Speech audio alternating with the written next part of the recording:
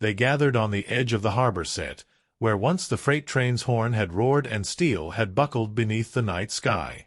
The lead actor, her hair still damp from the rain machines, leaned against a battered crate, arms crossed as if she wore them for armor.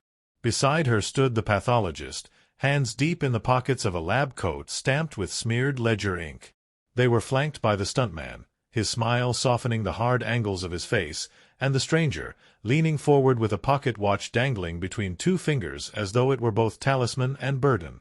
The sun had just slipped below the crane's girders, staining the spires crimson, and the assembled press corps waited with pens poised like scalpels. The first question came from a gravelly voice in the front row. "What did you feel in that moment when the hook dropped on the cruise ship deck?" The lead actor's eyes drifted to a ruined railing in the distance.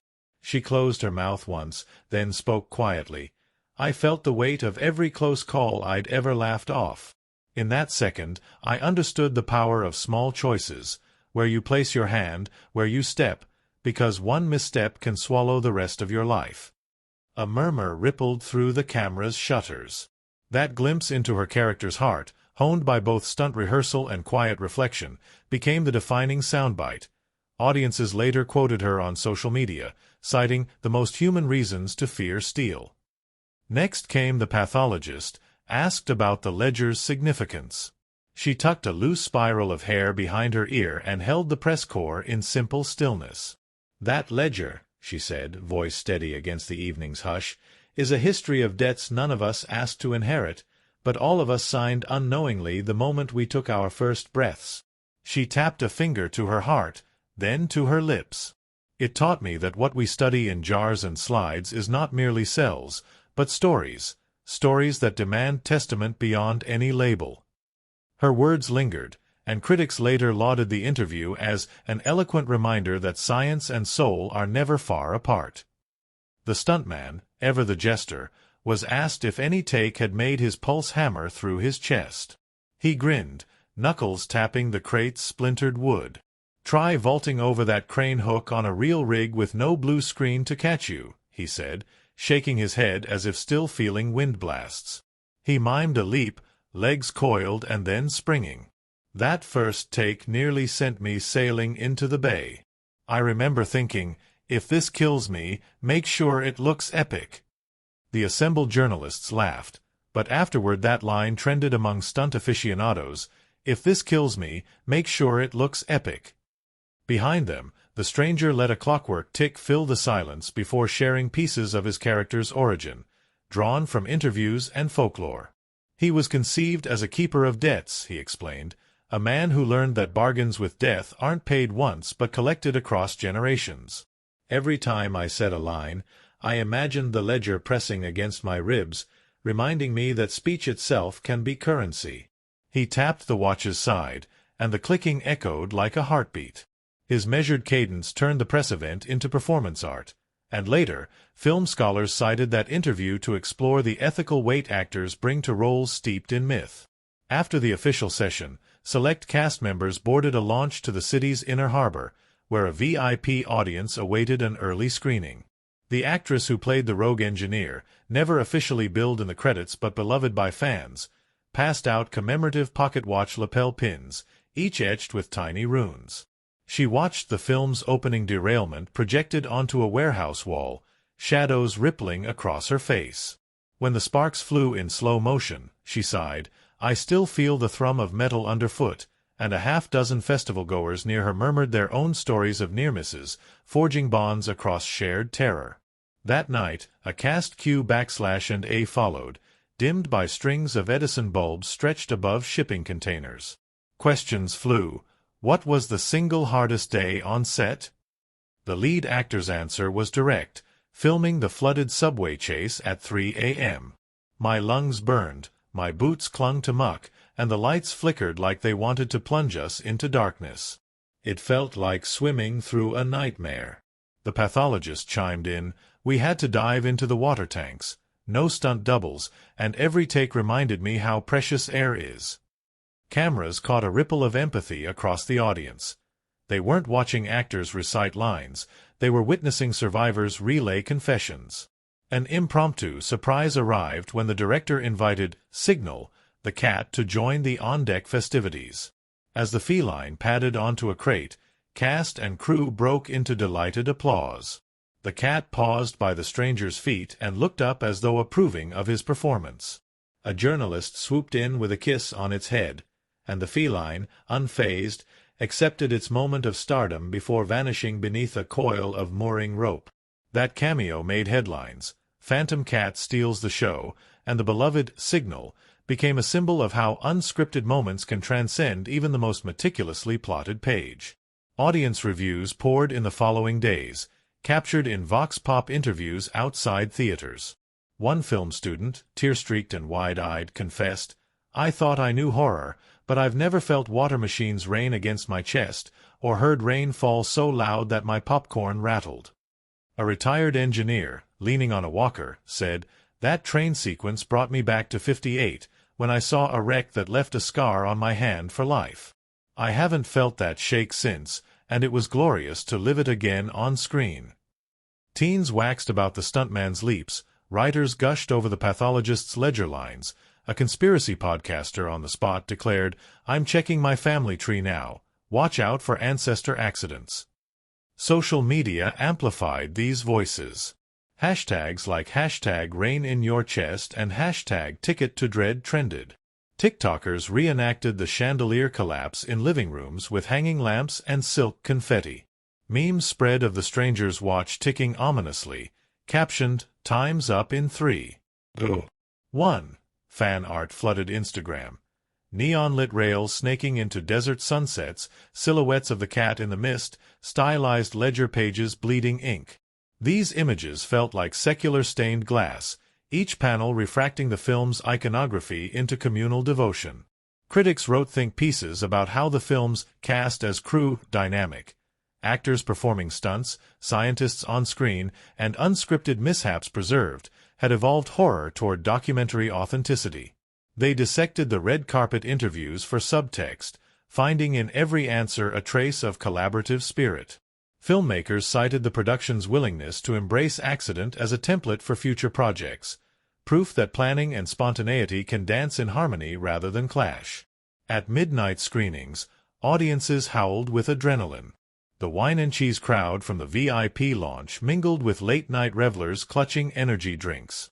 Every gasping reaction, be it to the chandelier, the flooded chase, or the ledger's spectral flicker, wove into a communal tapestry of fear and awe.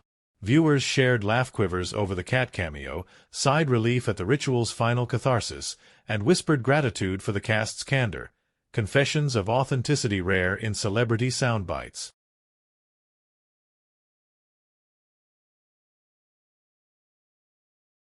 Dawn breaks over the desert of steel and rust, painting rails in soft amber. The survivors stand together, blood and tears mingling on their cheeks. Behind them, the broken watch glints among the rails, a promise that death's ledger has been rewritten, if only for now.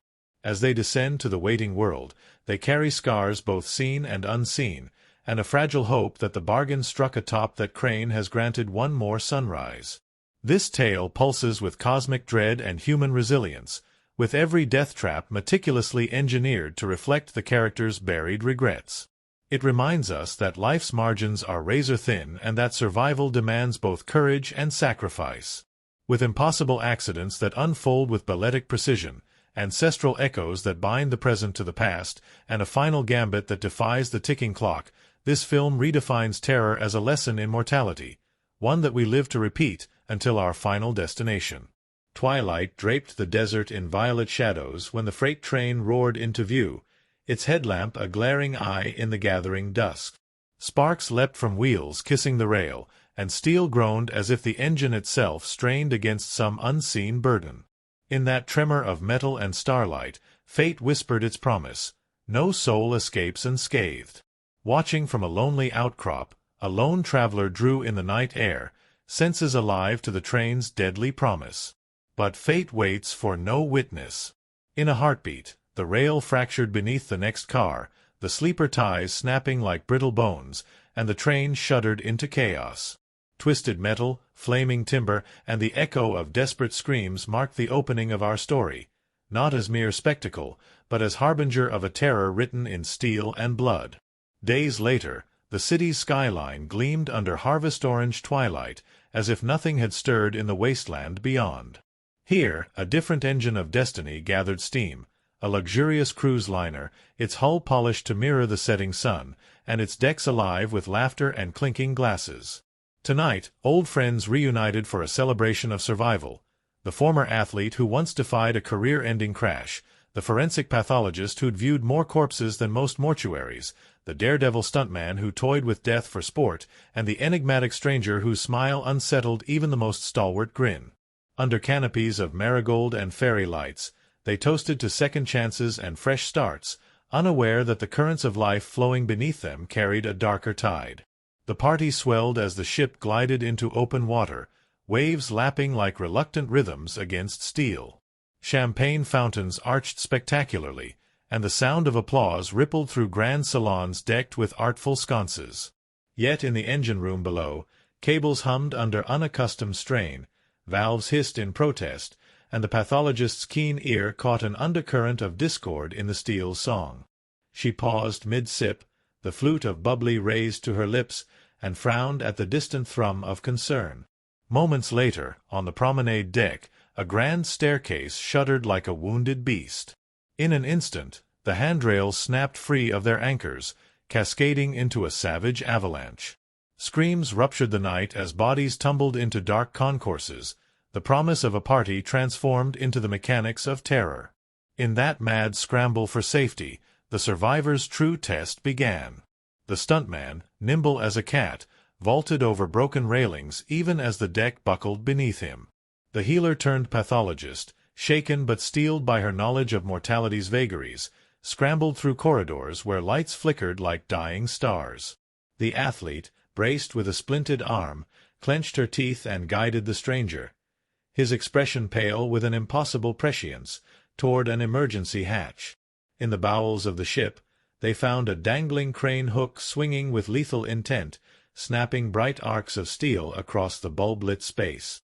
One misstep, one moment's hesitation, and the hook would claim another life.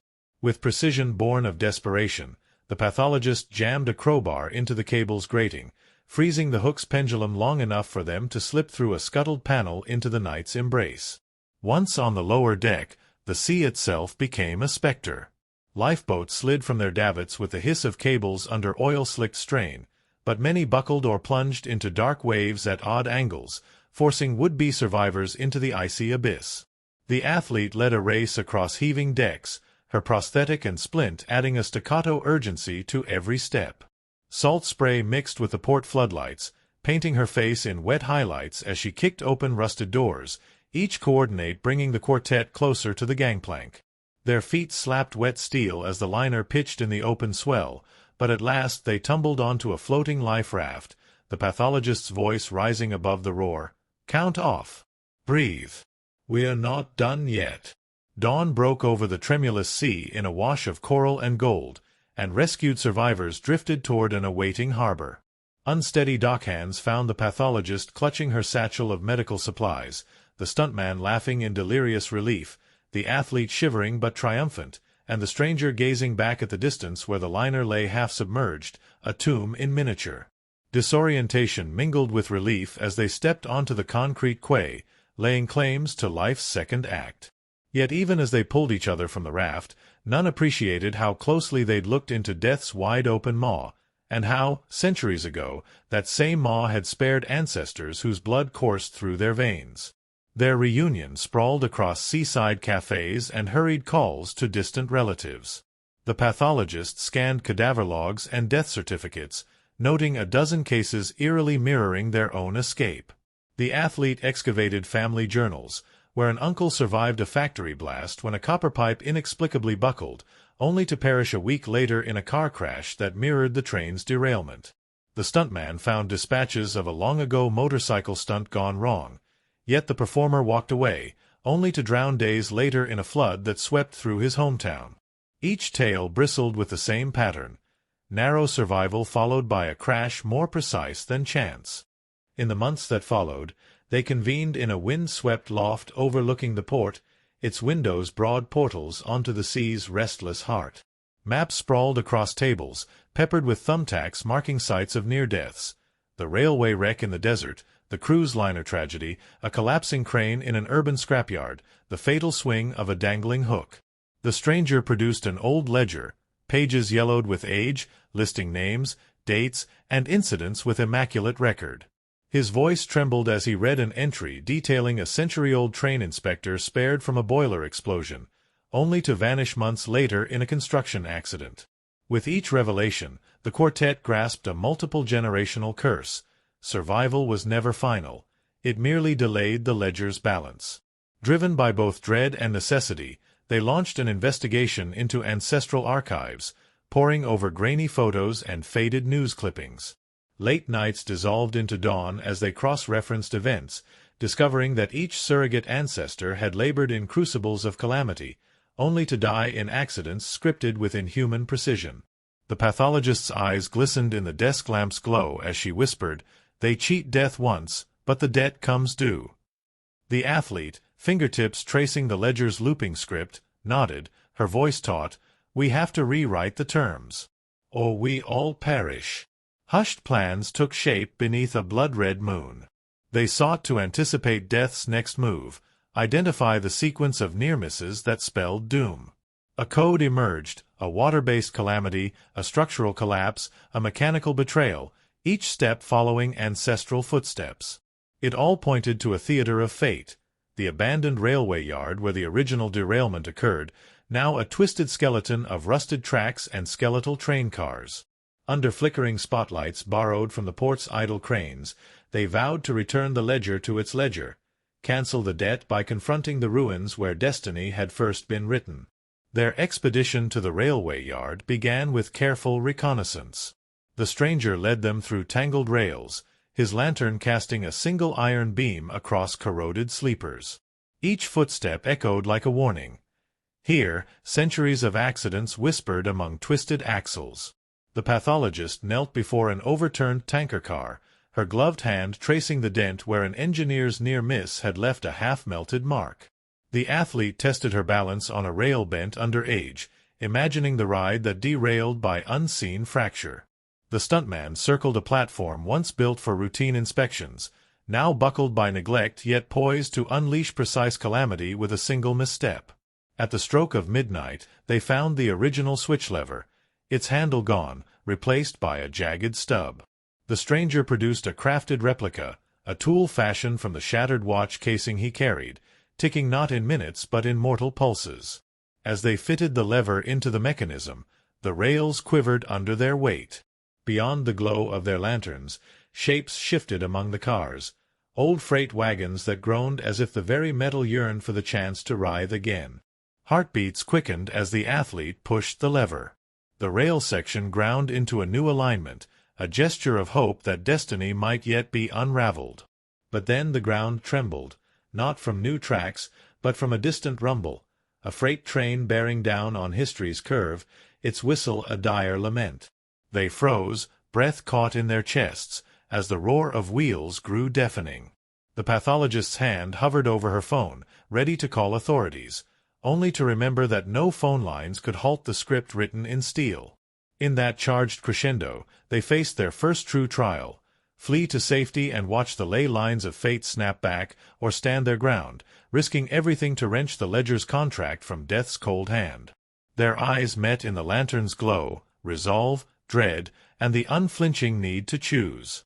As the train's headlamp cleaved the night, they sprinted for higher ground, the sentinel embankment where ancestors once fled, now their only hope of rewriting history's final act. A distant rumble grew into a roar as the freight train neared the aged embankment, its horn plunging through the night like a guttural bell. They raced up the slope, lanterns swinging wildly, the stranger's face cast in flickering iron glow. Behind them, the switch lever stood as the hinge between salvation and doom. When the athlete thrust her shoulder into the lever, steel groaned and rails shifted, yet the train thundered on, bearing down with unstoppable inevitability.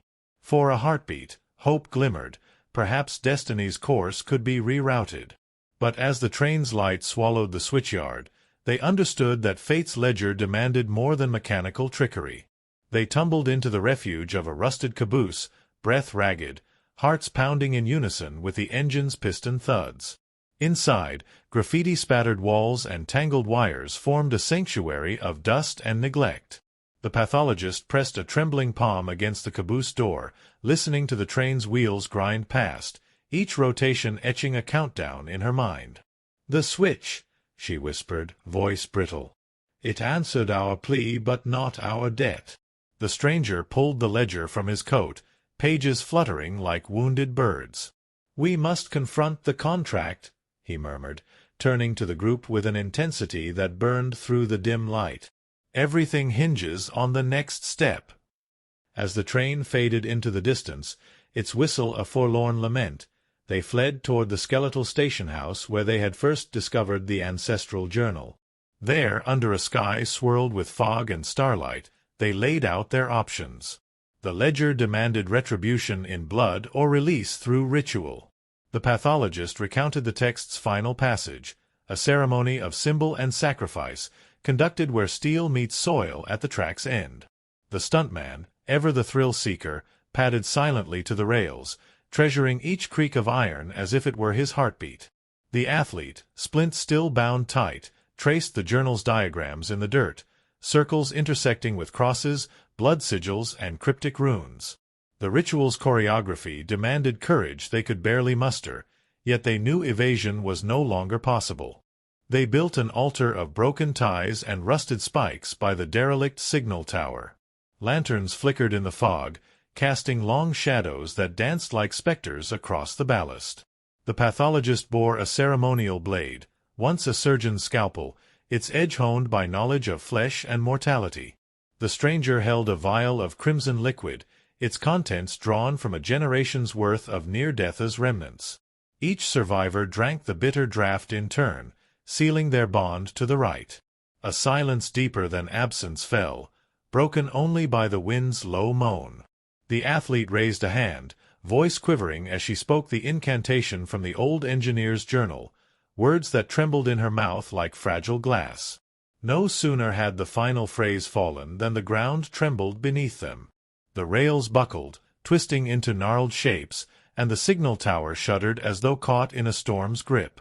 Lantern flames guttered, and the stranger's eyes shone with an unearthly light. "Death awakens," he intoned, voice reverberating in the night. Shapes formed in the fog, silhouettes of ghostly figures, their footsteps silent on the rails. The engineer's spectre, his uniform charred by the boiler blast narrowly escaped long ago, stood at the curve's crest, his hand outstretched in accusation. One by one, the survivors faced the phantoms of their ancestry, each apparition demanding the debt owed, each a mirror of survival's bitter coin. Fear ignited action. The stuntman lunged for the engineer's ghost, blade raised, but his arm passed through the specter's form like wind through reeds. He staggered back, jaw clenched, as the ghost's hollow laughter echoed. The athlete sprinted to the tracks, slamming her palm to the steel, trying to reclaim control through force of will. Sparks danced beneath her touch, and for a moment the rails glowed with raw energy. But the entity at her side, the ghost of the factory worker crushed by the ivory presses, snatched the ledger from the stranger's hands. Its translucent fingers clutched the pages as it roared with silent rage. Chaos erupted as lanterns fell, plunging them into a world born of myth and nightmare. The pathologist darted to retrieve the ledger, her fingers brushing a page before a phantom hand clamped around her wrist. In a flash of brilliance, the stranger produced a second vial, this one brimming with tears he had cried for lost kin. He poured it onto the ground, the liquid pooling in the runes etched before the ceremony. The ground glowed in response, sealing the ghosts within a lattice of ancient symbol. The engineer's spirit screamed and dissolved into sparks of copper and steel, his curse undone at last. But the ritual's price demanded its own reckoning. As the ghosts faded, a new figure emerged from the mist, the stranger himself, his form crackling with neon chains of light. He ripped off his hood, revealing the engineer's weathered face, a mirror image of the spectre. "I made a pact to spare my line," he confessed, voice heavy with regret. "But the ledger demands equal sacrifice." He turned to the group, eyes moist with centuries of grief. "Only one may depart this curse unscathed." The survivors stared, breath caught in the rail's tremor. The athlete's arms shook, the stuntman's grin faltered, the pathologist's heart thundered in her chest. A knife gleamed in the stranger's hand, its blade singing with cold promise. He held it out to the athlete, her name etched along its heel. "Draw lots," he said, "or step forward willingly." In the lantern's glow, they gathered in a fragile circle of trembling resolve. The stuntman met the stranger's gaze, tension coiling in his shoulders. "I'll do it," he rasped, stepping forward. The pathologist's eyes widened as he offered his own chest, rib and heart exposed to fate's blade. The stranger closed his eyes, lips moving in silent prayer, then selected the blade's bearer, the athlete whose second chance had carried her this far. Tears welled as she gripped the hilt, blade trembling like a promise in her palm. Before she could lift the blade, the locomotive whistle echoed once more, an omnipresent summons. From the fog, the train emerged, its headlamp a white-hot eye that cleaved through mist. Steel wheels burned grooves into the earth, grooves that spelled destiny's final paragraph. The engineer's ghost nodded, touch featherlight on her shoulder, then dissolved into the rails. In that gesture, the curse found its balance. The athlete would bear the ritual's price, and her line would outrun death's ledger. She lowered the blade in trembling triumph, its point touching the rail, symbolic blood spilt without a flesh wound. At dawn's soft glow, the survivors emerged from the yard, ledger intact, curse broken. The engineer's pact lay honored, the stranger's sacrifice woven into the city's heartbeat. The pathologist tucked the ledger beneath her coat, pinch of dawn's chill rousing her senses. The stuntman helped the athlete descend the embankment, her steps sure those scars might follow. With one final glance at the sleeping rails, they pressed on, each footfall lighter than regret. In their chests, the train's rhythm pulsed on, no longer a dirge, but a hymn to second chances. And as the city awoke beyond the horizon, they carried with them the knowledge that some destinies can be rewritten, but only at the cost of the bravest sacrifice. She first stepped onto the deck with a feral grace, her arm encased in fresh splints but her spirit unbowed. Muscles honed by years of competition flexed beneath rain-kissed skin as she navigated the narrow corridor, both heels skittering over puddles as if she could outrun her own past. The crash that fractured her career had left more than a scar, it had rewired her soul. Each sunrise since felt like a challenge thrown down by fate itself, and each twilight another gauntlet she refused to drop. In laughter, she carried echoes of triumph, in silence, the ache of loss. When the crane's hook swung free on that yacht's deck, she moved with the instinct of one who understood broken steel as kin. That same instinct propelled her through flooded city streets and onto fate-bent rails under scarlet moonlight, as if every step could bend destiny's arc just enough to carve her own legend. He haunted back alleys of the morgue with solemn purpose, the tang of formaldehyde a familiar cloak around his shoulders. By day, he pieced lives apart under cold lamps, his gloved fingertips tracing bone and sinew as if mapping each sinew to the mystery of existence.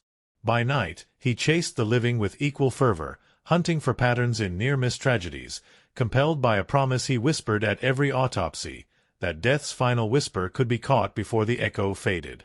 His eyes, a pale shade of alarm, glittered behind rimless glasses as he recounted ledger entries in low tones, each name a petition for mercy. When the stranger produced the century-old journal, the pathologist's breath caught in her throat. She recognized not only the weight of history but the burden of knowledge. With each revelation, of cargo hooks freed, of train tracks readied, her resolve stiffened, and her questions sharpened into swords that cut through fear with surgical precision.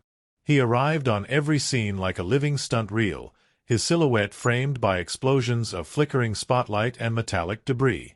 Where others saw peril, he saw choreography, a dance between gravity and willpower, each leap a testament to his mastery over metal and momentum. Their intertwined stories linger long after the rails cool and the engines rest. Each face, each scar, each tremor of breath becomes a testament to the film's core truth, that survival is never a singular triumph but a chorus of choices, from the smallest leap of faith to the grandest ritual of blood. In their arcs, we glimpse the fragile geometry of destiny and the power of sacrifice woven through mortal lives. And as their memories fade into dusk and dawn resumes its eternal march, we carry their echoes within us, reminders that our own journeys, too, hinge on the delicate dance between chance and courage, between the bullet's flight and the bloodlines that guide us home. Mist curled through the empty streets of the coastal soundstage long before the first crew member arrived, trailing like a silent question across the planked boards and discarded cables. The production had chosen this abandoned harbor town for its windswept docks and rusted cranes, but none anticipated the fog machines would conspire with nature to craft an almost supernatural gloom. On the second morning of filming, as extras in slick raincoats prepared to reenact the ship's deck calamity, the mist thickened without warning.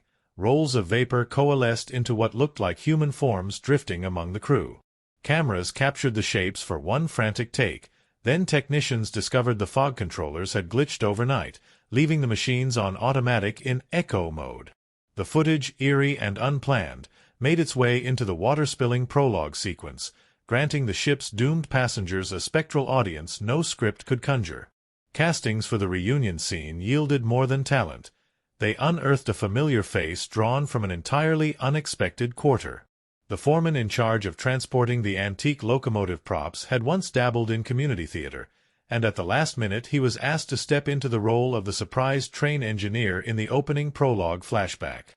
On his first take, he removed his safety helmet to deliver one line, the silent whisper, "It's on the wrong track," with such perfect deadpan timing that the director insisted on keeping it, even though no one realized he was part of the crew until months later at Rap Party Karaoke, where he stunned everyone with his rendition of Chattanooga Choo Choo. One of the film's most unsettling incidents occurred during the Storm at Sea sequence rebuilt on a massive rain stage inland. The logistics crew had set up 8 high-capacity rain towers, calibrated for a monsoon-level downpour. But on one late-night test, the pressure gauge soared past safe limits and a sudden release shot a torrent of water not downwards, but backwards into the lighting grid. The resulting explosion of sparks was caught on dailies, stunning stunt coordinators and sending water flooding the perimeter. No one was hurt, but the failed grid delivered an unexpected light show that was woven into the final cut as the ship's power failure, the chaotic interplay of sparks and rain heightening the scene's raw immediacy. Wardrobe department tales rivaled the dread of any scripted disaster. The lead actress's custom-fitted jacket was meticulously distressed to appear battle-worn after the crane hook scene, but a small coffee spill from craft services left a stubborn stain shaped uncannily like a skeletal handprint. The costume designer, finding the stain chillingly appropriate, had the jacket vacuum-sealed and brought it to set every day as a talisman. Rumor spread that the skeletal stain moved slightly each night, a trick of the fabric's weave, but by day's end it always returned to its original, spine-tingling form, an unintended omen of the movie's fixation on death's fingerprints. Stunt rehearsals produced unexpected humor and terror in equal measure. The rooftop-to-rooftop leap sequence, originally to be executed on sound stages, was moved to a real high-rise when the director insisted on authentic wind patterns. On the morning of the jump, the stuntman's harness snagged as he swung from one ledge to another, leaving him suspended mid-air for what felt like an eternity while the wind whipped around him. The camera rolled out of reflex, capturing his panicked eyes and the city's sprawling skyline. After he was safely lowered, they watched the playback and realized those few seconds embodied the heart-pounding terror the film sought to evoke. No reshoots were required. Instead, that breathless pause became the heartbeat of the climax. The composer found his most haunting motif in an abandoned chapel repurposed for the live orchestral sessions. He'd laid down piano lines beneath vaulted acoustics when a distant tapping echoed through the nave. Assuming a misplaced metronome or mischievous percussionist, he waited it out, only to discover the sound came from bats roosting in the rafters. Their soft chirps underpinned the piano's melancholy chords so perfectly that he sampled the bat calls and wove them into the final score, giving the music an uncanny tension that test audiences described as like listening to fear.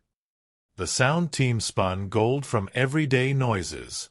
A breakroom blender left on overnight offered 7 hours of humming that was recorded and modulated into the low-frequency drones accompanying the character's chase through the flooded subway tunnels. Meanwhile, a forklift collision captured by a boom mic, two steel frames clashing in a single resonant clang, became the metallic crescendo that ushers in every appearance of the Ledger's mechanics. The clink of chains, the snap of locks, the Ledger's leather strap whipping through the air. Even minor props gained legendary status. The Ledger itself was bound in genuine century-old railroad man's leather, found in a dusty corner of the art department's props vault. When unrolling the ancestral journal pages, the director insisted on using real antique lanterns rather than battery-operated stand-ins. One such lantern, rumored to have illuminated an actual express cargo run in the 1920s, flickered inexplicably between warm glow and abrupt blackout, forcing the cinematographer to embrace its temperamental flicker as a living pulse underscoring every page's revelation. A stray cat, christened Signal by the crew, made cameo appearances throughout filming. First sighted slinking through the shipping yard set, it became a benign omen for good weather but also a minor nuisance, sometimes perching atop an overhead crane or lurking behind containers just outside the frame. Trainers attempted to coax it away with tuna bait, but the cat proved too agile, vanishing into crates only to reappear atop a prop Conestoga wagon days later. The director humorously credited Signal as cinematic shadow in the end credits, and fans later scanned video game-style Easter egg screenshots to find feline silhouette camouflaged in the railroad yard's wide shots. The marketing team amplified these behind-the-scenes quirks into a viral campaign.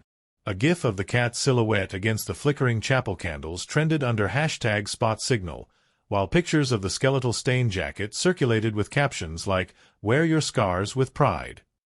Fans received cryptic postcards featuring a single puzzle piece from the Ledger's map, urging them to uncover the tracks. Those small, playful nuggets of trivia deepened audience immersion long before tickets were sold, transforming the film's lore into an interactive treasure hunt that spanned physical mail, social media, and midnight conventions. Pressure mounted during editing when the only remaining footage of the harrowing rooftop leap was discovered to have a missing moment. The harness rig's cable glint caught in a headlamp's flare, a 5-frame glitch threatening continuity. Rather than attempt a cumbersome digital fix, the editor embraced the imperfection. He sped the cut at that exact moment, turning a potential error into a heartbeat-throttling flash that accelerated the sequence's pace. Reviewers later praised the lightning jump effect, lauding the edit's pace without suspecting it concealed a missing foot of film. Post-premiere feedback unearthed more strange connections. Viewers reported dreams of trains and flickering chapels after watching, descriptions matching the film's key settings so closely that therapists joked they'd start including it in sleep study analyses. Trolls on message boards debated whether the Ledger's journal pages contained hidden ciphers that, when decoded, would lead to real-world coordinates. Fans spent weekends mapping out such locations in hopes of finishing the ritual themselves. The studio played along, releasing a tongue-in-cheek Bloodlines puzzle challenge, offering brass railroad tokens to participants who submitted the most creative theories. International screenings sparked local legends.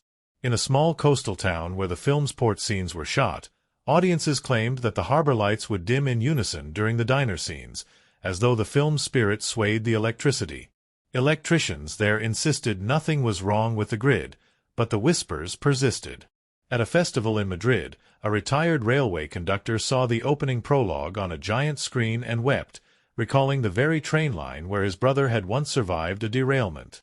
He introduced himself to the director, crediting the film with resurrecting the past's ghosts and healing old wounds through shared storytelling. Years later, film scholars identified the production's strange facts as a case study in adaptive storytelling. How unplanned events, technical mishaps, and fleeting moments of happenstance can become integral to a film's identity.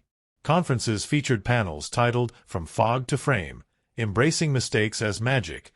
Each story from the set turned into a teaching moment.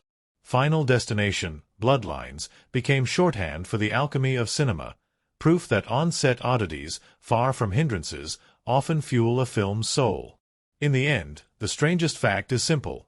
This movie did not merely depict fate's iron grasp, it forged its own destiny in every accidental spark, every spectral mist, every feline cameo and shattered clock. It stands as a testament to the beautiful chaos of making films, where the border between design and disorder dissolves, leaving audiences to wonder where reality ends and cinematic legend begins.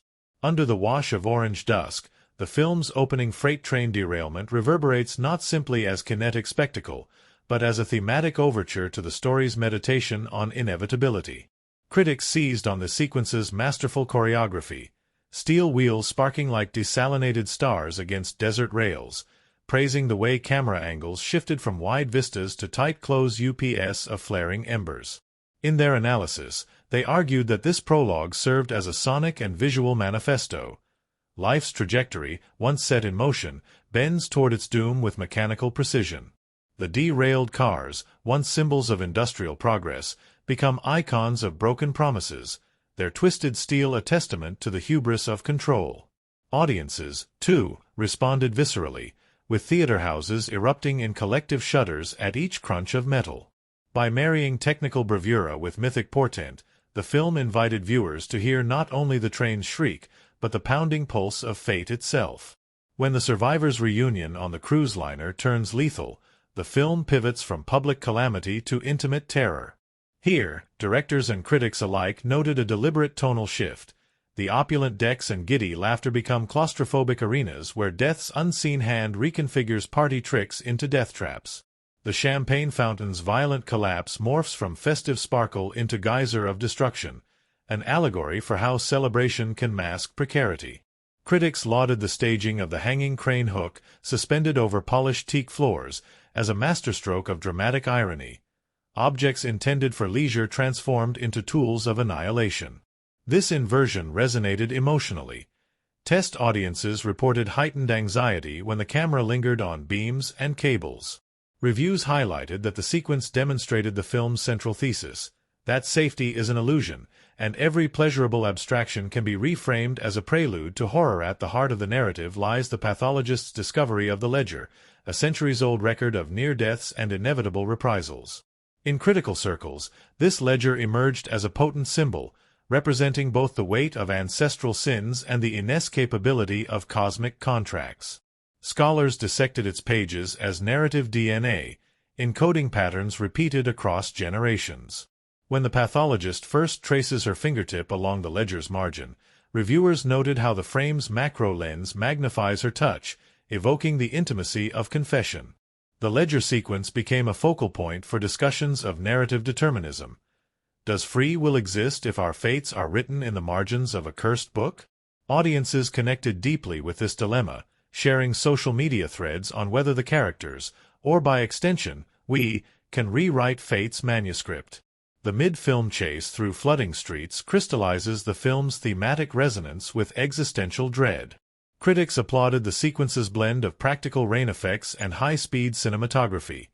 Each droplet crystallized in staccato rhythms, the vehicles hydroplaning like mechanical beasts woken from slumber. More than a mere action set piece, this chase functions as a metaphor for humanity's futile sprint against time's rising tide. Editorial choices, juxtaposing slow-motion water arcs with rapid intercuts, underscore the dissonance between mortal urgency and inexorable natural forces. Audience feedback emphasized the sequence's immersive terror. Viewers described palpable dampness in the theater, credit to the sound mixing that layered thunderous rain and distant sirens. This scene sealed the film's reputation for visceral world-building, where spectacle and symbolism flowed in equal torrents. Emerging from chaos into the labyrinth of the derelict railway yard, the characters confront their ancestor specters, both literal and figurative. Critics framed this encounter as the narrative's pivotal moment of reckoning, where personal and collective histories converge. Critics framed this encounter as the narrative's pivotal moment of reckoning, where personal and collective histories converge. The spectral engineer, stepping from mist and moonlight, becomes more than a ghost. He embodies the weight of unexpiated bargains. Cinematically, his introduction, lit by a single swinging lantern, draws on chiaroscuro traditions that evoke Gothic dread. Reviewers highlighted the bell-like echo of his footsteps on steel tracks as a sound signature that haunts subsequent scenes. Emotionally, This visitation forces characters and viewers to confront the notion that history is not past but present, an ever-turning wheel that demands atonement before it grants release. The ritual at the track's end represents the film's apex of thematic synthesis, and critics dissected its choreography as a ritual thriller. The construction of the altar, rails crossed with crowbars, lanterns arrayed in sigils, melds production design with symbolic geometry. When the pathologist recites the engineer's incantation, her voice resonates like a psalm of defiance, and the camera's slow 360 degrees pan captures the circle of participants trapped within fate's ring. Scholars argued that the ritual's failure at first, and subsequent success through self-sacrifice, articulates a moral dialectic. Only by willingly offering blood can the ledger's debts be cancelled. Audience reactions, documented in post-screen surveys, revealed tears and gasps, testament to the scene's emotional core. Sacrifice transmutes terror into salvation. In the final confrontation, atop shaking rails and under a crimson dawn, the film achieves its most visceral resonance.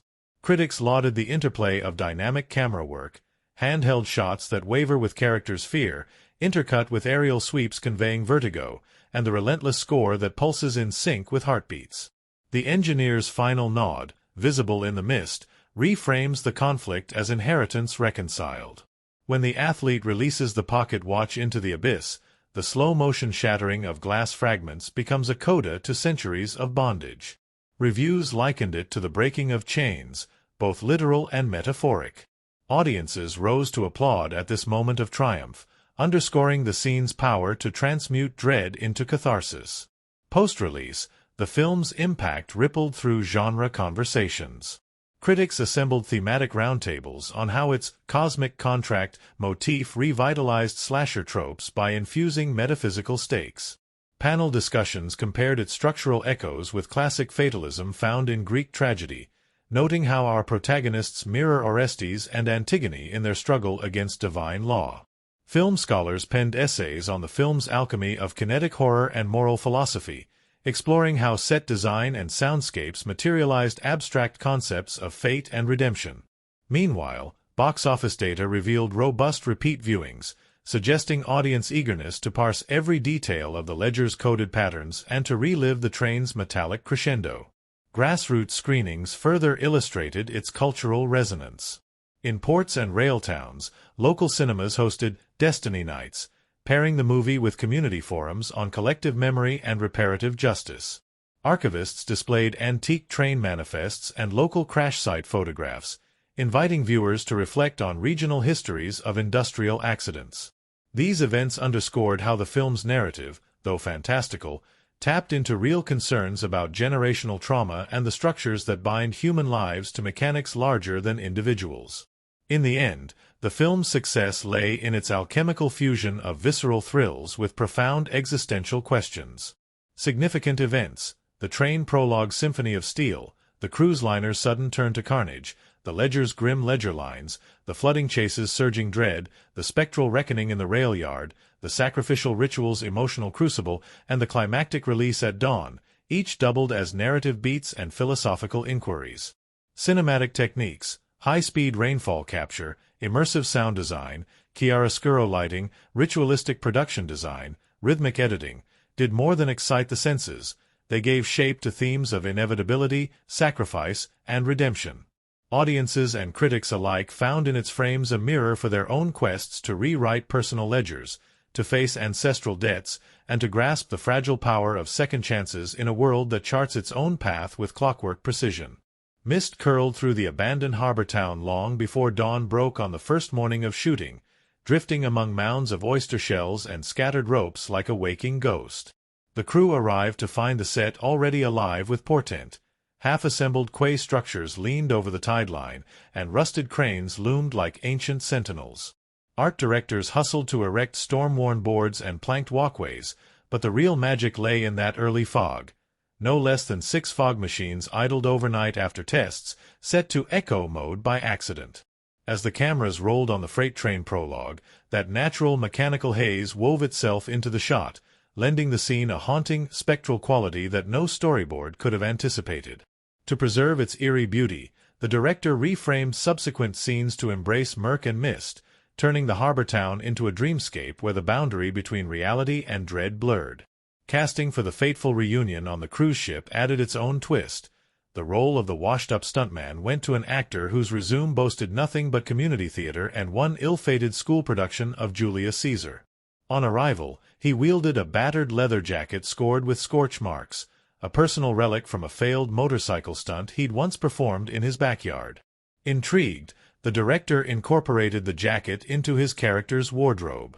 When filming the crane hook sequence, the jacket's scorched seam caught fire in one take, sending ripples of laughter through the stunt crew as the actor calmly patted himself out and carried on. That unplanned act of commitment earned him the nickname Phoenix, and the charred crease appears in every shipping yard scene, a testament to mythic rebirth emerging from literal fire. Prepping the mega rain sequence on the inland soundstage became a story unto itself. Production rented 8 industrial rain towers from an amusement park, planning careful shots of torrential downpours. Yet during a midnight test, one tower's main line surged past safety limits, unleashing a geyser that blasted through catwalk grates and shorted out half the set's lighting grid. Sparks flew in a dazzling arc that mirrored the lightning effects, and though the electrical crew hurled caution tape in its path, the director seized the moment. Those electric bursts were woven into the final cut as the ship's power failure. The sequence gained an uncontrived brilliance. Test audiences later swore they felt raindrops on their own cheeks, a testament to the storm's raw power. Costume design wove practicality and symbolism in equal measure. The lead athlete's arm brace was meticulously crafted to appear clinical yet functional, but during fittings a cup of coffee accidentally spilled onto the porcelain white bandaging. The resulting stain, eerily shaped like a skeletal handprint, refused all attempts at cleaning. Costume design wove practicality and symbolism in equal measure. The lead athlete's arm brace was meticulously crafted to appear clinical yet functional, but during fittings a cup of coffee accidentally spilled onto the porcelain white bandaging. The resulting stain, eerily shaped like a skeletal handprint, refused all attempts at cleaning. Rather than replace the brace, the designers wove the stain into her backstory, a ghostly mark of survival's debt. Fans dubbed it the death script, and online forums lit up with theories that the mark moved slightly between shots, as though it yearned to reclaim what once slipped away. Stunt rehearsals took place in an old freight yard near the coast, where memories of rail train routes lingered in the salt wind. One afternoon, as the team tested the rooftop-to-rooftop leap, a passing rail freight, unannounced, rolled by on a parallel track, its horn shrieking across the yard. The stuntman, mid-vault, recoiled in genuine surprise, his airbags deploying in perfect reflex. That accidental collision of production and reality produced a take so authentic that the director insisted on weaving it into the nightmare sequence, dubbing it the horn that welcomed death. The transport company, unaware they'd cameoed, later donated lunch to the crew in gratitude rather than pursuing trespass claims. Sound mixing was a laboratory of unexpected sources. The editing team discovered a resonant metallic ring in a Locker 237 retrieval take. It wasn't a prop, but a stray orchestra cymbal borrowed overnight from a nearby music conservatory, left in the soundstage for location scouting. Sound designers isolated its shimmering decay and looped it beneath every reveal of the ledger's pages, transforming a stray instrument into the film's signature echo of destiny. Equally serendipitous was the inclusion of real cicadas recorded during a location scout near the mansion's cliffside. Those cicadas now underscore the opening credits, their nocturnal chorus giving the film's score a pulse of living tension. One of the film's quirkiest legends involves a stray cat the crew nicknamed Signal. It first appeared among the props at the old dock set, slipping between shipping containers and pausing to observe rehearsals with curious amber eyes. Trainers tried to shoo it away with sardines, but Signal proved too elusive, reappearing days later atop a half-collapsed crane. The director, charmed by the cat's tenacity, filmed a single, sleek silhouette darting across the final causality montage, crediting the motion as cinematic shadow. After release, devoted fans mapped Signal's cameo, a viral Easter egg hunt across wide-angle shots that bound audiences to the film like a scavenger quest. The ledger prop itself carried inherited baggage. Bound in real, century-old leather once used for telegraph messenger bags, its pages were painstakingly brewed in tea to achieve authentic yellowing. During one shoot, rainwater dripped onto its cover, staining the edges in a pattern reminiscent of dripping blood. The prop masters embraced the stain, dubbing it the Bloodline sigil, and it inspired fan tattoos, micro-memorials inked in tribute to the film's intergenerational curse. Rumor claims one savvy collector owns a replica ledger page, available by subscription if you solve a coded cipher in the official Bloodlines newsletter. Marketing seized on these behind-the-scenes tales in cheeky campaigns. Posters hinted at the skeletal handprint and cat silhouette, tagline reading, "Find the mark. Spot the shadow." Digital ads revealed flickering mist and horn blasts, inviting fans to trust your ears by streaming isolated sound bites. Twitter polls asked viewers to vote on which mishap deserved a commemorative meme, the fireproof jacket versus the uninvited train. Hashtags #Phantom Fog and #DeathGrip trended during the film's opening weekend, driven by devotees dissecting every frame for hidden nods to production lore. The stunt team's rap party became its own genre of revelry.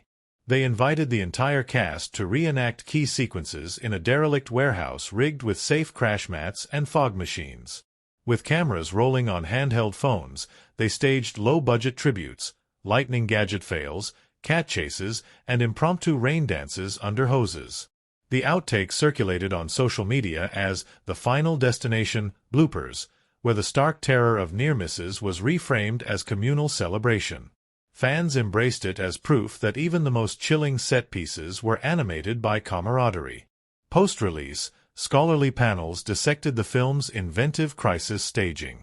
A memorable lecture at a major film school argued that the accidental horn cameo transcended typical production errors, blurring documentary realism with horror tropes in a way that redefined authenticity. Another paper praised the skeletal stain as a ghost in the garment, using it to explore how unintended symbolism can eclipse scripted metaphor. The film entered curricula as a case study in cinematic serendipity, evidencing how chaos on set echoes chaos on screen. In town hall-style screenings across coastal cities where scenes were shot, local historians paired the film with exhibits of real maritime mishaps and rail accidents. Audiences strolled through model train displays and real boom mic rigs, traced on maps the island's history of shipwrecks, and viewed archival footage of the harbor's heyday. The screenings became living rituals of place-based cinema, reaffirming the movie's uncanny wiring into actual landscapes. Patrons left with postcards stamped by the theater, featuring blood sigil replicas and felines prowling freight yards long after the credits rolled. The film's most enduring oddity remains that nothing on set was too mundane to be magical. From the unbidden fog that swallowed players whole to the coffee-stained brace that felt alive on the athlete's arm, from the stray train surprise cameo to the commuting cat that refused to exit frame, each quirk became a brushstroke in the film's dark fresco. The production transformed obstacles into ornaments, weaving them into the story's marrow so deeply that audiences couldn't tell where fiction ended and the crew's reality began. It stands as proof that the greatest cinematic myths often sprout not from the script, but from the beautiful chaos of making art, and that sometimes the strangest facts are the ones we capture on film, only to discover they were the film's very heartbeat. A sliver of dawn stretches across the desert horizon as the first sequence unfolds, a lonely expanse of sand and bone-white rails, where the freight train's headlamp carves a narrow path into the growing light. The camera drifts low, fingers grazing the rail ties as if teasing the memory of steel. In that moment, the setting does more than frame the action. It becomes a living apostrophe, exhaling the vellum of fate across sun-bleached plains. Dust motes swirl in the lens's glow, each a mote of destiny caught in flight. The cinematographer chose a specialist macro lens for these takes, building an intimacy with the Earth's cracked skin that draws us into the accident's terrible birth. Movement is measured, slow tilts that reveal skeletal desert flora, the whisper of wind captured on isolated microphone, the symphony of silence punctuated by distant metal on metal. This opening landscape, vast and unforgiving, signals the story's concern with isolation, with forces beyond human control stirring beneath the surface. Across these varied locations, From desert outposts to mist-bound piers, opulent decks to submerged alleyways, the film's settings form a living mosaic. Production design, color palettes, lens choices, lighting schemes, soundscapes, and editing rhythms fuse to craft a world both brutal and beautiful. Each setting does more than house the action. It resonates with thematic weight, echoing the character's struggle against the iron laws of destiny. Through technical artistry, high-speed water effects, drone-shaped panoramas, macro-textured close-ups, fog and light interplay, the movie transforms each locale into a vessel of mood, tone, and meaning. In this cinematic odyssey, setting and style intertwine so thoroughly that the film's most indelible moments are not merely seen or heard, but felt, etched into memory like rails across a desert, each echo a promise that the journey, however harrowing, carries its own haunting beauty. Mist drifted through the sets long before anyone else stirred, slinking between stacked crates and coiled cables as though trailing secrets in its wake. The early crew arrived to find the abandoned harbor town swallowed in vapor, rails gleaming with ghostly promise under lantern glow. These weren't the theatrical mists the special effects team had scheduled. Overnight, someone had inadvertently left 6 fog machines on Echo at full blast. By dawn, that accidental fog lent the freight train prologue an otherworldly hush, and when the director glimpsed the playback, he declared it pure cinema. From that moment on, every harbor scene leaned into the spontaneous haze, embracing its half-seen phantoms as though they were cast members rather than technical glitches. Casting the repair yard's mysterious stranger brought its own last-minute flourish. The part had been offered to a tall, ascetic actor flying in from overseas, but his complex visa fell through just days before principal photography. In the scramble, the casting director scouted a local theater troupe's final rehearsal of an avant-garde tragedy and found a performer whose haunted eyes seemed born for the role. On his first screen test, he delivered the Ledger's fatal lines in a whisper so chilling that even the grips paused mid-wrench to hold their breath. The director slapped his knee and proclaimed, "He's part spirit now." That hushed intensity became the character's hallmark, and for weeks afterward, crew members swore they glimpsed him lingering in the shadows long after his call time. Stunt rehearsals rang with equal measures of awe and alarm. On the mezzanine set designed to mimic the cruise ship's promenade, the team rigged a swinging crane hook for a single, terrifying close call. The stuntman, undefeated on studio stages, flung himself beneath the hook's arc in a flawless test run, only for the mechanism's release latch to jam. The hook kept swinging until the whole frame groaned in protest, scraping against girders with a rasp of steel on steel. In the ensuing roar, the stuntman tumbled into a pile of mats so thick they resembled the iceberg that doomed the Titanic. No one was hurt, though adrenaline spiked through every vein. The director, motioning for "keep cameras rolling," captured the genuine gasp and wide-eyed stare of the actor playing the engineer.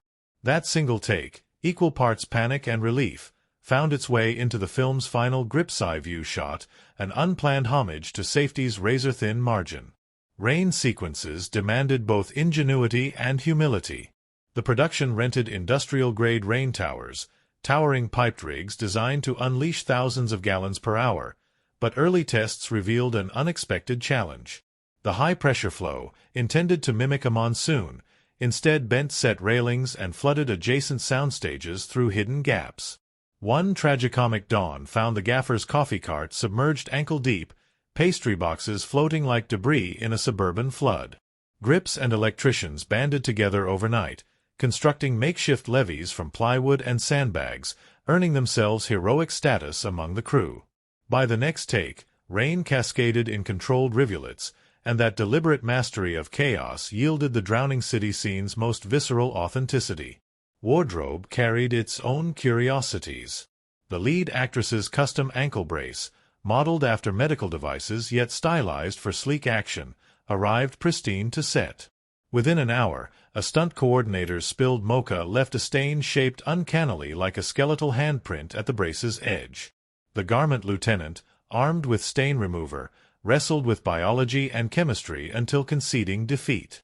The stain returned with every wash, so the costume designer embraced it as the death's grip, sewing it into the character's mythos. Commentators called it haunting wardrobe acumen, praising how a coffee mishap yielded one of the film's most iconic symbols. Sound teams plumbed vaulted spaces to capture spectral echoes. During the cavern ritual in the abandoned quarry, sound recordists tucked shotgun mics among hanging stalactites to catch drips of water and distant wind moans. But one evening, a wandering owl began to flutter among the cavern rafters, its wings casting soft thumps in the otherwise crystalline acoustics. The engineer-soundman, astounded by the serendipity, wove the owl's sighs into the background hum of the ritual, linking nature's voice with cinematic incantation. Later, during screenings, audiences leaned forward as the owl's plaintive coos rose beneath the dialogue, crediting the film's underground choir for its eerie resonance.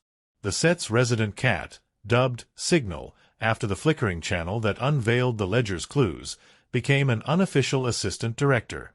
First sighted amid shipment boxes on the freight yard set, the cat slunk through takes, slipping past cameras to perch atop barriers at exactly the moment the scene's tension peaked. Trainers attempted to keep Signal off set, but the cat returned each night, bound to the production as though guarding history's second chances. When the cat appeared in a wide shot, tail curled around a cluster of barrels, the director clapped, crying, "That's our silent witness!" The silhouette made it into the movie's final cut, and Signal earned its own credit under cinematic shadow. Between takes, the entire crew found succor in a ritual born of camaraderie and caffeine. Every day at 3:33 p.m., a battered coffee truck rumbled onto the studio lot, dishing out ginger-lime tea in chipped enamel mugs. The exact time was chosen because the first two screenings of The Water Chase had elicited precisely 3 minutes and 33 seconds of heartbeats per minute in test audiences, a detail nobody could replicate under study conditions. Whether coincidence or cosmic wink, the tea at 3:33 became a hallowed invitation to breathe, recharge, and share stories of near disaster and glorious rescue. Writers scribbled new dialogue on napkins, grips swapped bolt tails. Even the director, clipboard in hand, submerged his pen in steaming mugs before scribbling notes for reshoots. Morning finds the coastal town asleep under a film of sea mist that clings to old piers like a stirred-up memory. Here the narrative's next chapter unfurls aboard a luxury cruise liner, lifted from postcard perfection yet rife with hidden machinery humming beneath marble decks. On location, a decommissioned ferry terminal provided the hull's standing set, its rusted beams and patched hull plates lending authenticity to even the cheapest corner. Production designers adorned the promenade with festoons of marigolds and lanterns, the blossoms' lively orange a jarring contrast to the galvanized steel beneath. Cinematography leans into this dissonance. Wide lenses capture the ship's cavernous interior in sweeping arcs, emphasizing how grandeur can mask the mechanical heart, hidden engines, vent shafts exhaling steam like chimneys, and gangway ramps primed to jettison lives in a single moment of betrayal. In one unbroken take, the camera sweeps from the brass rail of a champagne fountain, past laughing guests in evening finery, to the dark belly of the engine room below, an elegy in silver and gold that Cartier would envy, trembling with the promise of collapse. When calamity strikes, the film's tone twists with a switch to handheld rigs that shudder with the deck's pitch and roll. Lights wobble overhead, casting uncertain pools of brilliance that chase shadows across terrified faces. Close-ups linger on droplets of champagne trembling atop flutes, then shattering in slow-mo catastrophes that mirror the ship's unraveling liaison between opulence and terror. Editors intercut long, graceful crane shots with jagged cuts to spur the heart rate, first a leisurely caress of polished wood, then a brutal pivot to the dank engine room where cables seem ripped like stuttering hearts. Sound design crystallizes each nuance, the metallic plink of a loose cable, the ratchet-like squeal of emergency brakes, the groaning hull as if the ship itself convulses. In these moments, setting ceases to be background and becomes a living adversary, an alloy of steel and salt that punishes any who presume safety can be fashioned merely by nameplates and wine service. Once ashore, the story drifts through narrow, slick streets lined with neon-frosted storefronts. Midnight rain beads on slick asphalt, reflecting glow from flickering signs, teal and magenta pooling at curb edges. The cinematographer switched to a Steadicam rig here, letting the lens drift like a stalking predator as the four survivors navigate submerged alleys. Wide angles corral the protagonists in negative space, the receding walls dwarfing them like cliff faces, affirming the city's indifference. Later, in tighter streets, a 50mm lens flattens perspective, smothering depth as though closing corridors into a mouth ready to swallow the unwary. Water towers and corroded manhole covers harbor patina-rich color palettes, washed-out blues and oxidized oranges, scored with streaks of living green where weeds crack concrete. In close-up, the rain's droplets become crystalline daggers, each captured at a high shutter speed that fractures time into shimmering fragments, the artifice of horror etched in luminescent detail. The survivors' search for answers leads them to a crumbling railway yard where steel skeletons of freight cars stand in bleak vigil. Production erected a sprawling backlit here, corrugated sheds repurposed, moldering tanker cars planted on real rails, debris strewn in tableau of decay. The visual language shifts. Chilly, dusk-toned gradients underscore nature's slow reclamation of metal. Moss and rust trace labyrinthine lines across tankers, while graffiti tags and peeling posters provide human punctuation to the abandoned scene. Drone footage scavenges overhead panoramas, spinning wide to reveal lines of tracks fracturing into geometric disarray. In contrast, ground-level shots anchor us in the yard's textures. Gravel crunching underfoot, oil slicks shimmering with iridescent treachery, sparks from welding torches dancing against corrugated walls. Each element amplifies the theme of ancestral curses welding past to present. Here the land remembers every accident, every ledger entry, inscribing history on rust and dust. Under that flickering gaze, the survivors convene beneath the skeletal remains of a signal tower. Lanterns hung at catwalk edges glimmer like captive stars, casting long, angular shadows that stretch across ballast like claw marks. Color grading in post deepened the lantern's amber warmth against inky purples of night, capturing chiaroscuro borrowed from film noir yet pulsing with supernatural dread. A 35mm lens flickers between shallow depth-of-field portraiture, faces soaked in lamplight, eyes reflecting flickers of fear, and deep focus shots that reveal the lurking silhouettes of onlookers beyond the tracks. The survivor's ritual unspools here, a cinematic hymn to the uncanny. Blood sigils carved into wooden crates become sigils for the camera's sliding focus, mirroring the ritual's double bind of sight and sacrifice. When ancestors' ghosts emerge from the yard's swirling mist, the film leans into spectral special effects. Translucent projections that shimmer at the edge of perception, composited through layered shots of mist machines wrung to maximum. Practical on-set elements, fans pumping fog across the rails, ensured that ectoplasmic apparitions flickered in and out of focus like restless memories. Editorially, these ghostly shots compress time. Wide shots capture the phantom's slow approach, then smash to a series of rapid close-ups as they dissolve into sparks of memory. Sound design circles these scenes with a hollow resonance, a choir woman's whispered hymn sampled from a century-old chapel recording, interlaced with the faint clank of iron chains, creating an undercurrent of dread that cinches the furthest knot of the ritual's emotional weight.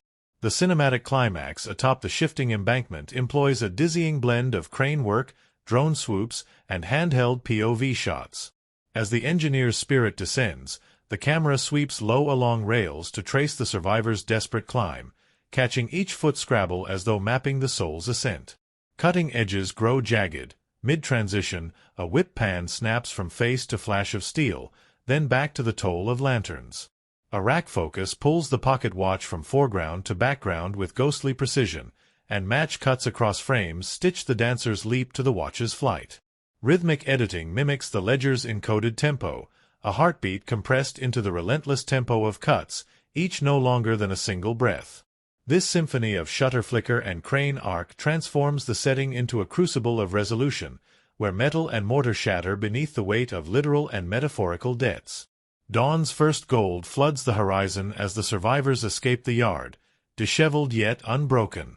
Wide shots of the harbor town's reclaimed shoreline, fishing boats bobbing, gulls shrieking, contrast with the yard's skeletal ideal, signaling rebirth. The cinematographer dissolves the dusty rails into sun-washed streets through a series of cross-dissolves tinted with warm hues, capturing both physical and spiritual transition.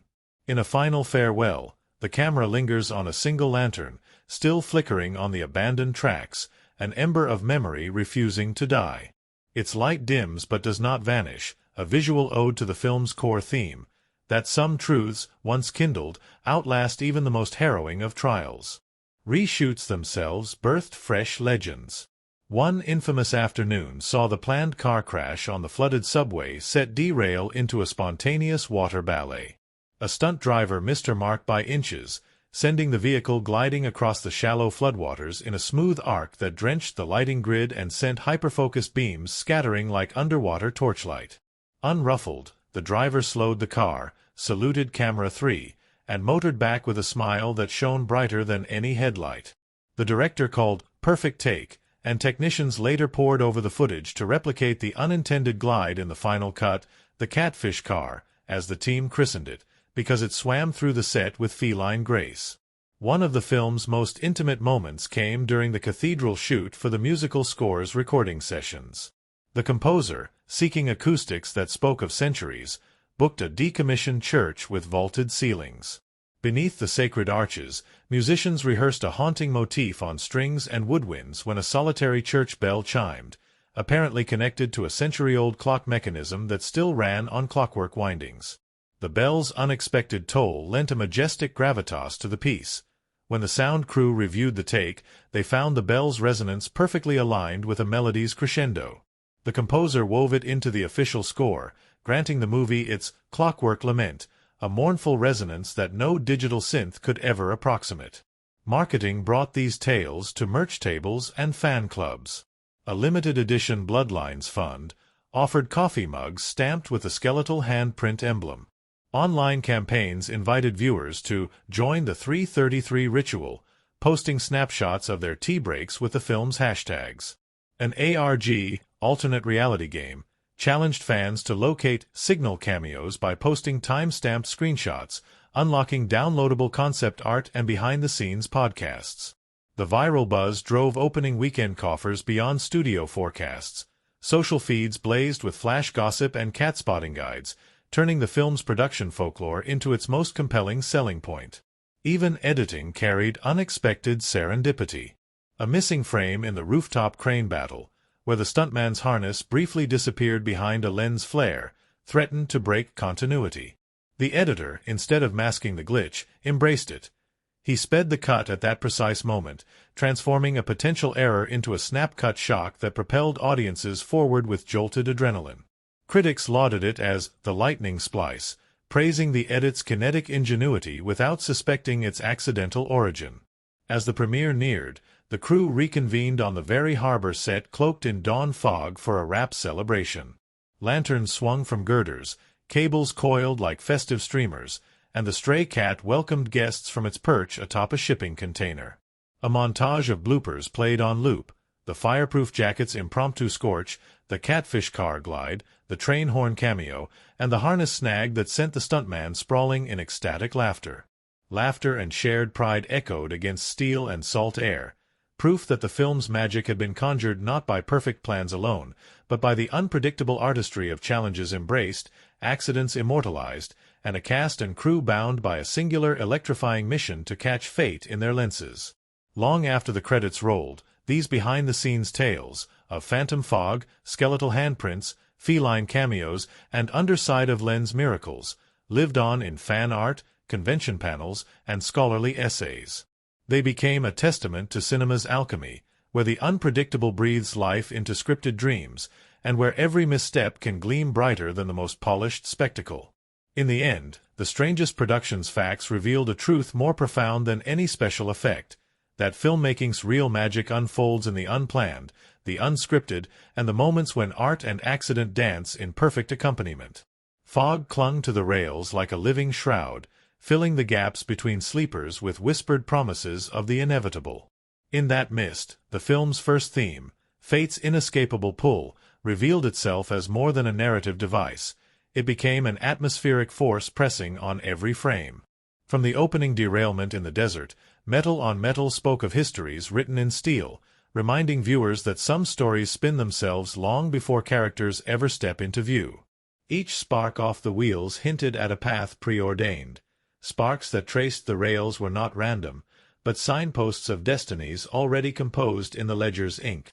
Characters who believed themselves agents of choice discovered too late that their steps followed ancestral footprints, a motif mirrored in Close UPS of footprints on sand and dust on deck planks. This thematic undercurrent, where free will shivers under fate's thunder, arose in every scene, as subtle as wind in the grass, as relentless as sunrise following night. Water recurs as both baptism and crucible, its shifting nature symbolizing life's fragile boundary between renewal and destruction. Early on, the survivors' narrow escape from the capsizing liner felt like rebirth, sea spray washing away past sorrows even as it threatened to swallow them. Yet the same rain, when redirected through cavernous tunnels and urban gutters, became a harbinger of doom, torrents that drove the chase through flooded streets and pressured each heartbeat with drowning dread. The filmmaker's choice to render raindrops in high-speed slow motion transformed each droplet into a calculated jewel of forewarning. In those suspended arcs, the audience sensed the collectivity of tiny, inevitable deaths. When the athlete's foot steps into a puddle, splashing arcs that momentarily catch streetlights, it is more than a stunt. It is a ritual acknowledgement that water, life's sustainer, is also the medium through which fate drowns mortal certainty. Clocks and watches tick through the story like mechanical metronomes measuring cosmic debts. The stranger's pocket watch, its hands flickering erratically, became an emblem of borrowed time, the tick-tock serving as a spine-tingling counterpoint to scenes of creeping dread. Close UPS of the watch's cracked crystal before each accident cast its fractured glass as a map of fracturing destinies. Light caught in its shards distorts faces, hinting that identity itself shimmers on the brink of dissolution. In editing, each watch close-up segues into scenes of chaos, connecting the illusion of controlled meditation with the eruption of uncontrollable violence. Critics noted how this device fused thematic intent with cinematic technique. Time is not just a backdrop but an active hunter, stalking every character until their final moment in the ledger's tally.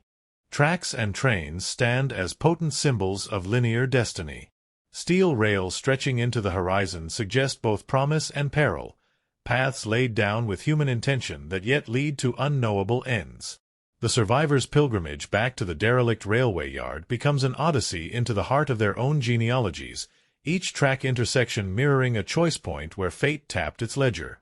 In framing these sequences, the cinematographer employed one-point perspective to draw viewers' eyes down endless tracks, conveying vertigo of inevitability. The train itself, first an unseen thunder and then a blazing steel colossus, embodies industrial progress's shadow side. What propels society forward can just as easily crush individuals under its iron wheels. Characters who once believed in forward momentum must pause, confront the rail's unyielding logic, and decide whether to rearrange destiny's switch points or bow beneath them. Fog and mist shroud both setting and conscience, another visual metaphor woven into every harbor scene.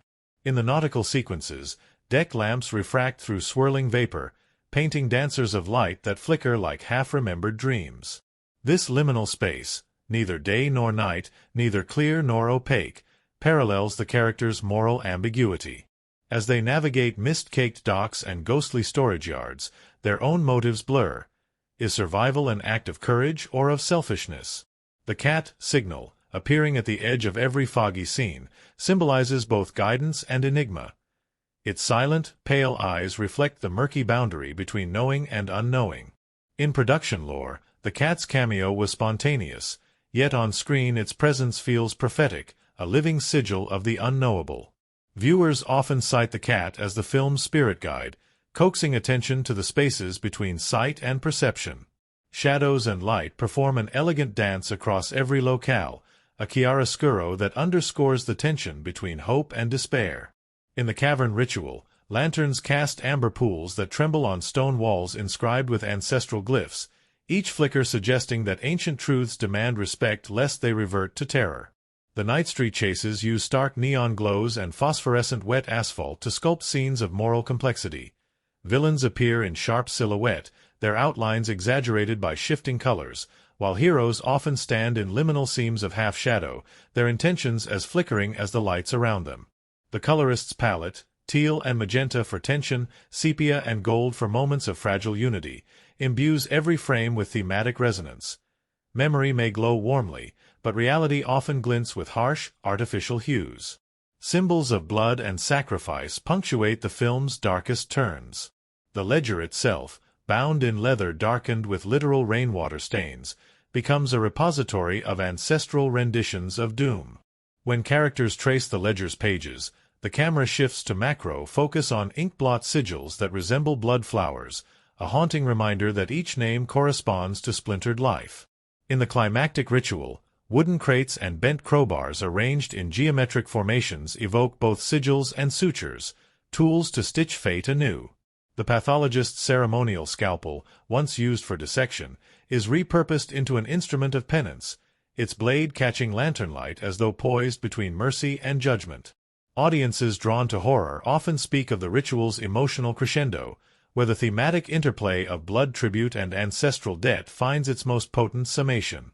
Mirrors and reflections reinforce themes of self-recognition and denial. In a crucial scene beneath the mansion's grand staircase, a cracked mirror reflects the athlete's braced arm, the ledger slipping from her grasp, shimmering in a fracture of glass. This fractured reflection crystallizes her internal conflict. Can she face the cost of survival without recoiling into denial? Later, in the subway tunnels, the pathologist studies her reflection in a warped station mirror, finding a ghost in her own eyes, an echo of every corpse she's examined. These mirrored moments become demand mirrors, compelling characters and viewers to confront the parts of themselves that tremble behind the ledger's cold logic. Journeying through abandoned spaces, the quarry cavern, the derelict station house, the harbor warehouses, underscores a theme of memory's residue embedded in place. Production design accentuated this by layering each set with artifacts of past lives. Rusted ladders, corroded lanterns, discarded newspapers fluttering in drafts. Cinematic wide shots capture these spaces' emptiness, yet crowd them with vitality born of history's breath. Soundscapes fill the void, distant drips, creaking beams, faint engines echoing from beyond. These layers transform each site into a palimpsest, a living memory that presses upon the narrative. Characters must unearth these residual voices to understand how their present perils sprouted from ancestral roots, revealing that setting is never neutral but always alive with the songs of those who came before. Final images unite these thematic strands. Dawn's rosy glow across the flooded rails suggests rebirth, yet the camera lingers on a single lantern left burning at the switchyard's edge. That ember of light, surviving ritual's fury and dawn's brilliance, symbolizes hope deferred but not defeated. In the final tableau, survivors descend steps toward a waking city, each measured footfall captured in steady, panning shots that assert forward motion tempered by remembrance. The ledger, heavy in the pathologist's satchel, remains an unspoken covenant. Knowledge is power, but only if tempered by humility.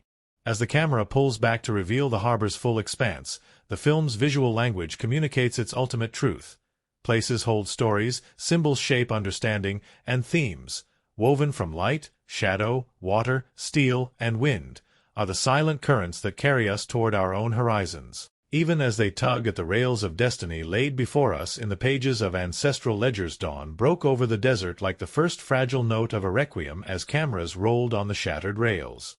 To capture that opening derailment, the cinematographer chose to shoot on high-speed 65mm film stock, trading the clinical precision of digital for the grainy intimacy that only true celluloid can provide. Each frame crackled with texture.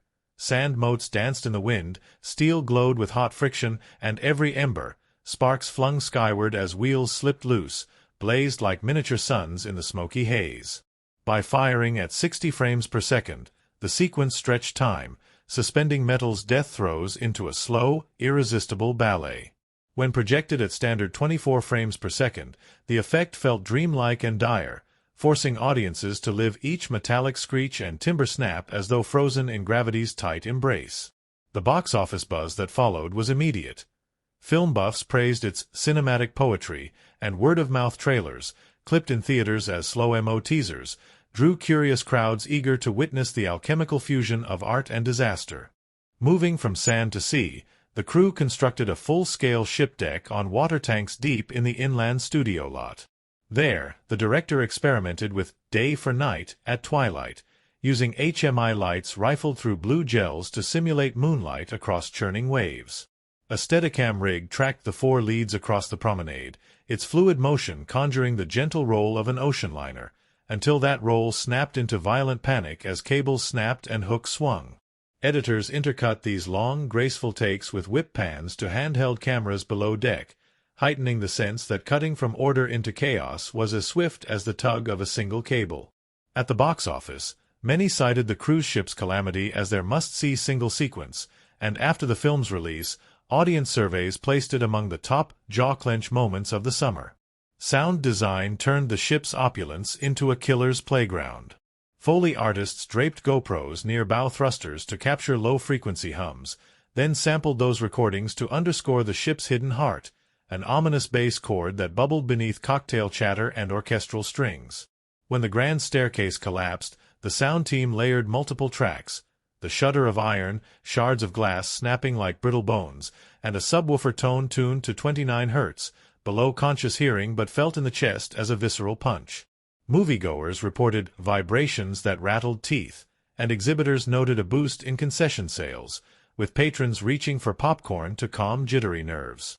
As survivors fled into flooded streets, the filmmakers replicated rain using high-pressure nozzles mounted on cranes, towering machines that unleashed 20,000 gallons per hour.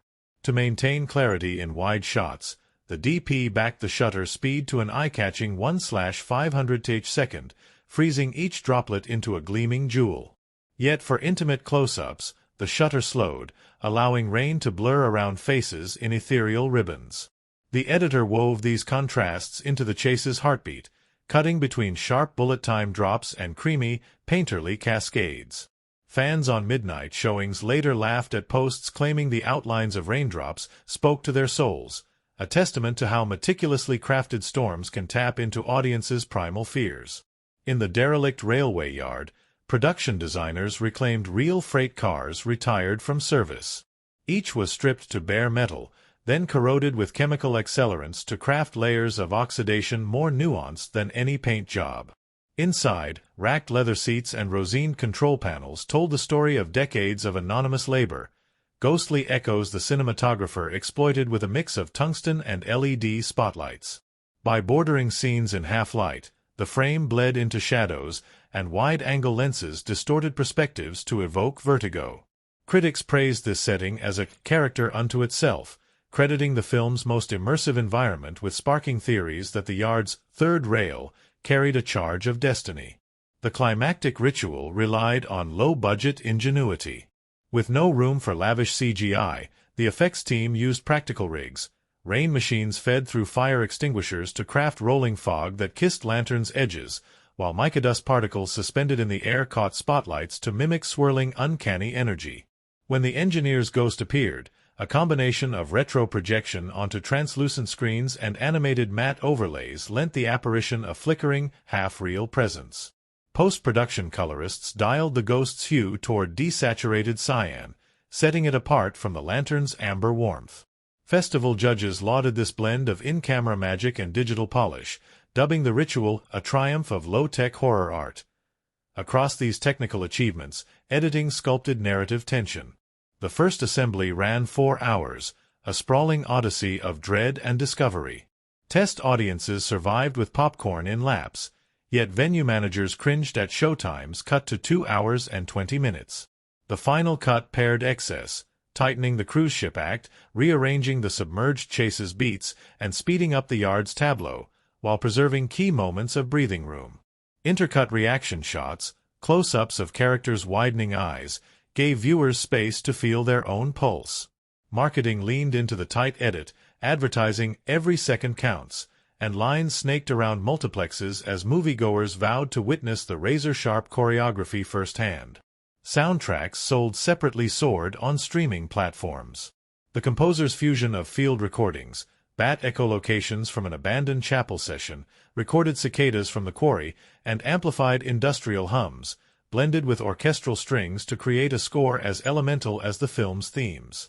Sunken bass notes underscored the ship's engine hum, tremolo violin mimicked ratchets on steel tracks, and electronic pulses echoed the epidermal tick of the stranger's pocket watch.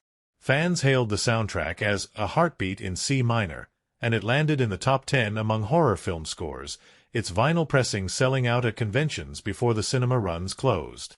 On the red carpet, the director attributed the film's success to embracing the unexpected. He recounted how a single stray cat silhouette became Signal, an unplanned cameo that punctuated the quarry sequence, and how the coffee stain on the lead's brace birthed the death grip emblem. Those anecdotes fueled viral social media threads. The coffee brace earned its own Instagram hashtag, and horror vloggers tracked Signal's cameos in frame-by-frame breakdowns. Box office charts reflected the engine of curiosity these stories stoked. Opening weekend ticket sales vaulted the film past long-running blockbusters, and its domestic haul doubled early projections. Internationally, the movie struck a chord in port cities and rail towns where local press celebrated its authentic settings. In one coastal festival, local historians hosted a screening accompanied by an exhibit of retired rail cars and fog machine relics, framing the film as a tribute to regional heritage. In France, train enthusiasts trekked to special screenings, cheering the locomotives roar as if greeting an old friend. China's multiplexes saw audiences on balconies lean forward in unison at the derailment, a collective gasp that became a souvenir clip on Douyin. The film's cross-cultural impact underscored that mechanical suspense and elemental dread speak a universal language, one dictated by rust, water, steel, and that ticking watch in the dark.